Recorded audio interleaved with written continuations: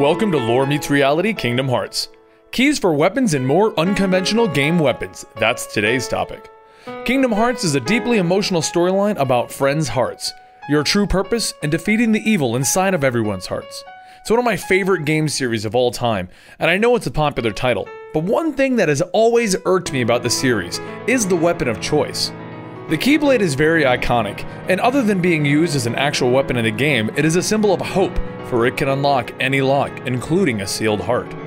Now, for the purpose of the Keyblade is to ultimately unlock and lock the hearts of your friends within the game, and to lock and unlock the worlds to keep them safe.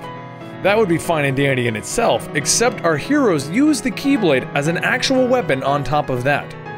So before we can look at other unconventional weapons inside of Kingdom Hearts and other video games, let's cover the most obvious question presented by anyone who is not a fan of the series. Can you actually use a giant key as a weapon?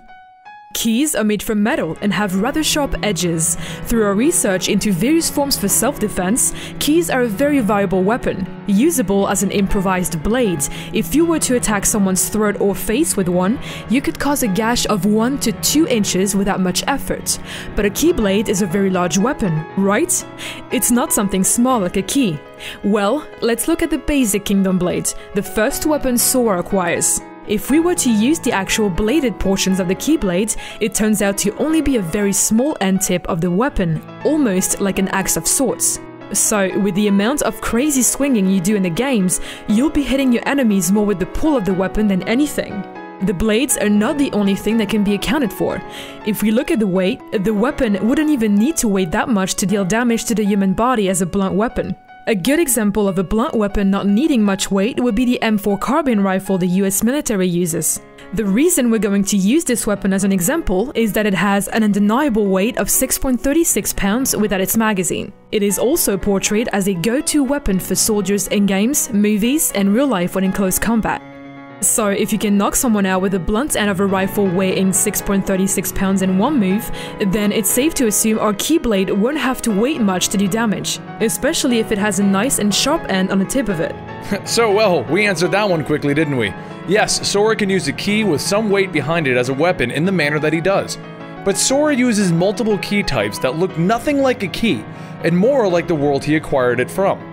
This would mean that while the key, if made properly, could be his weapon, the other unconventional weapons that he uses and calls keys may present a problem.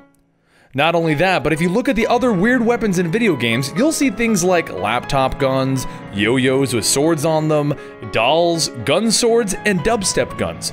So if we can invent all of this for our video games, where do some of these ideas come from? Let's look at some other unconventional weapons in history to answer that question.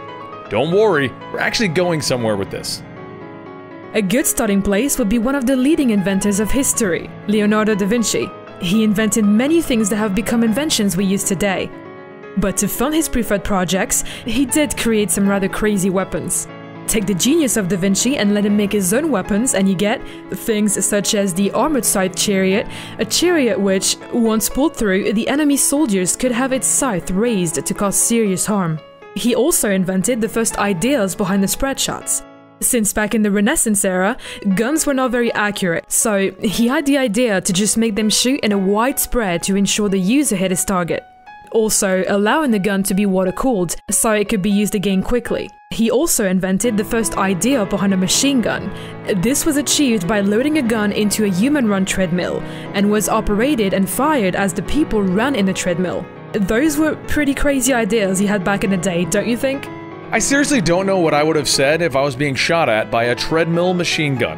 Or even worse, imagine being in war and your superior officer tells you to go run on that treadmill and shoot at people.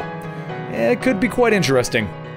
Da Vinci is an intelligent guy, that fact cannot be disputed. But what about other time periods? Have we created bizarre and unconventional weapons outside of the Renaissance age? Well, over the course of history, we found all kinds of ways to efficiently kill people in rather humorous and interesting ways. Take, for example, the World War II invention, the bat bomb. During World War II, Americans were looking for a way to attack the Japanese. The idea was that bats would carry small bombs into the Japanese households, with the explosions resulting in the houses burning down. The concept was tested and found to work, but was scrapped in favor of the atomic bomb. How about tiny spy guns? Handheld, made popular by James Bond, which makes you feel pretty damn amazing when you try and use one. Finally, the trebuchets, a simple catapult used heavily in medieval times. Why would you use something normal like a cannonball when you can use a dead animal? Animals were actually used when the trebuchet ammo ran out. Animals were killed, or they had to hand already dead animals. This sounds like such a silly idea, it was even used in Monty Python as a gag, but the practice actually took place. As proven throughout this video, I'm pretty sure it's safe to say that through enough planning and creation, we can pretty much turn anything into a weapon. If you don't believe me, why don't you have a look at how tomatoes and beer have been used to harm and kill people. Tomatoes are used as a fun festival item at the La Tomatina, a festival in Spain where, due to possible injuries from getting a tomato lobbed at your head, the rule is you need to squish the tomato first in your hand, then fling the tomato guts at people. Or how about the movie Beer Fest, where they killed a main character off by drowning him in beer. Yes, the movie's funny, and his death was funny, but with beer being a liquid, you can actually drown in it. The point we're trying to get to is simple. Humans will turn anything into a viable weapon. The thought that a giant key having potentially a bladed end may seem silly, but ultimately, it is possible with all the funny designs and features on it. If you don't agree, just think about it. We can use bats as weapons, beer can drown people, and dead animals as ammo. Why can't we use a key? But that's just our opinion. What's your opinion? Can a giant key with a pointy end make a viable weapon? We hope you guys found this episode humorous and interesting, as we like to try and go back and forth from humorous episodes to more serious scientific episodes.